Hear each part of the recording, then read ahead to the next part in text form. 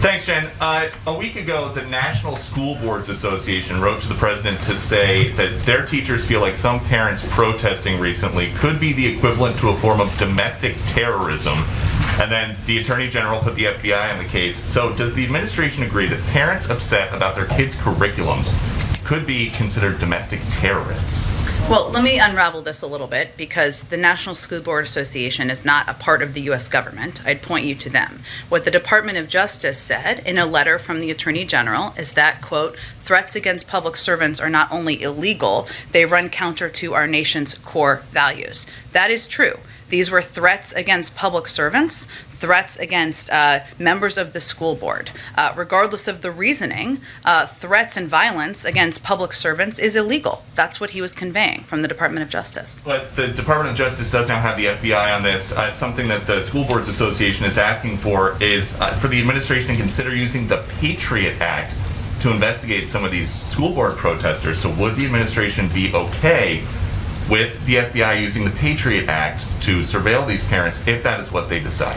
I don't speak on behalf of the National School Board Association. I speak on behalf of this government. The Attorney General has put out a letter. They will take actions they take, and I would point to them for more information. And something that you said on Monday after some protesters were hounding Kirsten Sinema into a restroom, you said the president stands for the fundamental right of people to protest, to object, and to criticize. So does the president support the fundamental right of these parents to protest at school board meetings? Of course, but he doesn't stand for the fundamental right. I assume you don't either, for people to take violent action against members of public servants. And that's what the threats are about. And so no, he doesn't stand for that. No one should.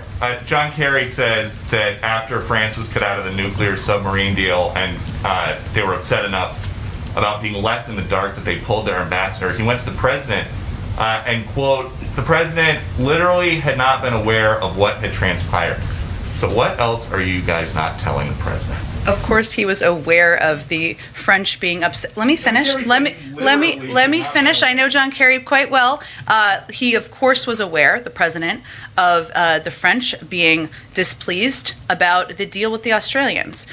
John Kerry also speaks regularly to the French as a part of his role as the climate envoy. He's someone who also served as Secretary of State. He's someone I alone traveled to France with him 25 times. He, of course, conveyed to the president what his read was of what they were specifically unhappy about and how to help address it.